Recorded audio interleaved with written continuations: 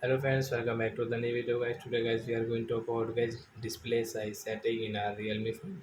In this video guys I will show you guys how can you change guys your display size in your Realme phone. Friends, you want to change your phone display size. So as you can change, and guys now let's see how to change display size.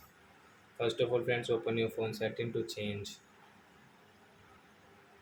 Then as you can see guys this personal station setting, and when tap here and guys you can see font and display size. Then guys you can see guys your display size is small. Guys you want to change into default, as you want to change into large size. So guys you can change, and guys apply option, tap here to change. So friends, now you can see guys your phone display size has changed in your Realme phone. So like that guys you can change your phone display size in your Realme phone. So that's it guys, thanks for watching guys. Now we will meet on next video guys with new topic. Before going guys, please comment, like my video, subscribe my channel. Bye bye friends, thanks for watching the video guys. Bye friends.